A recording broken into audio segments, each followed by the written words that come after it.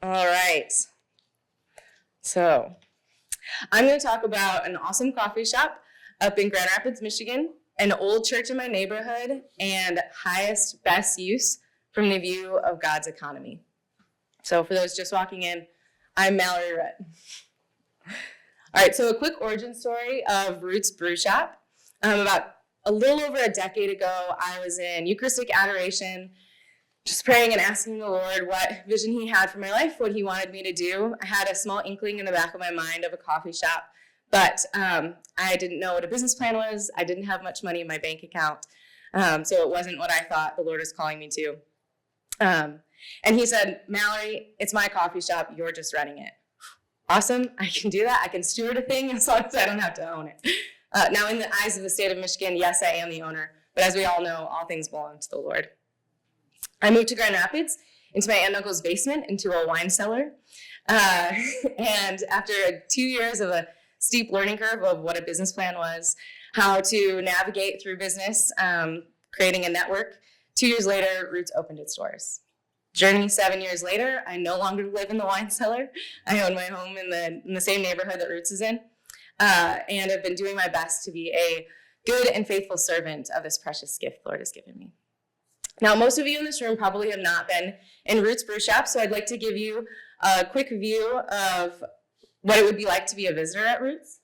Oh, that's me outside my shop. All right, this is the outside of it. So Roots is an encounter with the transcendentals. When you walk into Roots, you encounter beauty. It's wide open spaces, large windows with natural light. You can see some of those windows there. Natural fibers, lots of plant life. That's my favorite thing to do after Mass on Sundays is go water the plants there.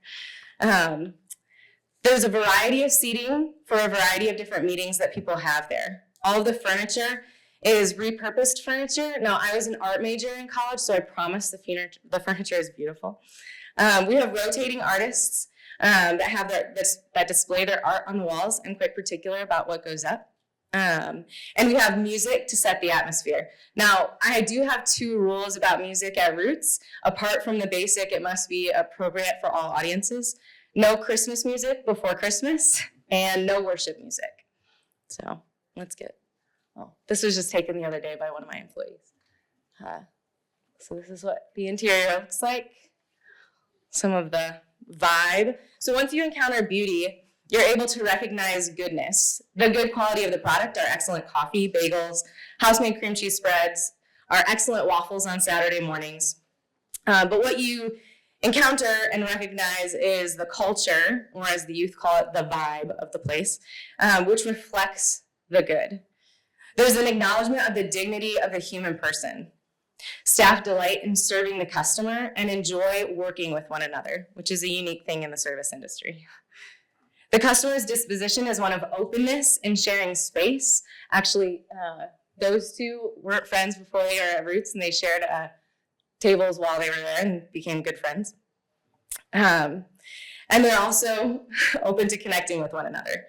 One of the things that we do at Roots, our mission is to make the transactional relational. So once you encounter beauty and you're able to recognize the good, you are open to the truth. Trust is built through relationships that are made here, and people are inspired to begin asking questions about the lofty and the mundane. The questions range from, what does love really mean? What the heck is a pour-over? Why are you closed on Sundays? And is empathy a virtue? As well as many more. At Roots, the transcendentals are normalized, and they're made accessible to everyone. One of my good friends calls it underground RCIA. So it's a little bit more. Lots of ages. All right. What I've observed at Roots is that people are hungry for this encounter. They're hungry for this reality of beauty, goodness, and truth. Roots is a business built from God's economy, from these transcendentals. It's the fruit of Catholic social teaching. What I've realized over the last 7 years as I've grown as a business owner, a lot of my inspiration has come from Catholic social teaching, most particularly Rerum Novarum. It's a place of encounter where the human person can and does grow in virtue, customer and staff alike. My experience at Roots has inspired me to look at my community and its needs through the same lens of the transcendentalists, through God's economy, and building one another in virtue. So let's talk about that old church in my neighborhood. This is St. James. It's really pretty. I'm familiar with this church because it's part of the parish cluster that I'm a part of. And after 2020, it did not reopen. But again, looking through the lens of the transcendentals and looking at my community and working in my community, I began to think about how we could use this parish, this church property, for the community's needs.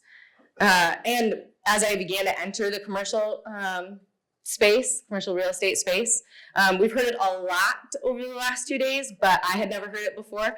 Highest best use in that particular way. And my first thought when I think of that is the transcendentals of beauty, goodness, and truth.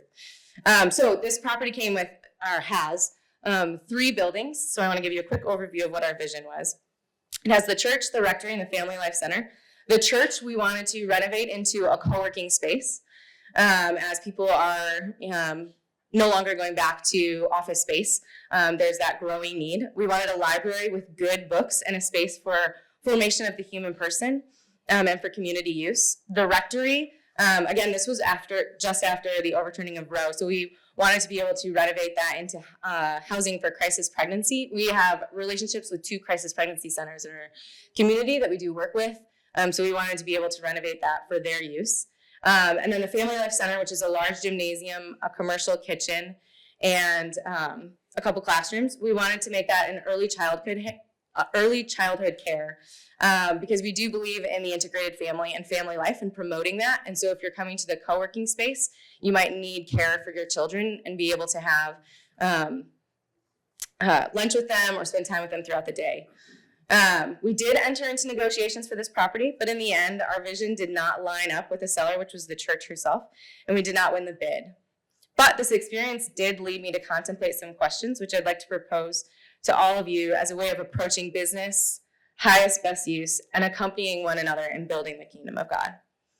So how is the church measuring highest best use? Is it the greatest ROI? Is it cash value, expediency for the city, or other bureaucratic red tape? Or is it building the kingdom of God? What is the lay faithful's role in discerning highest best use? And how can we communicate that to one another? Is low income housing always the answer? And what do the monastics say and do? So thank you.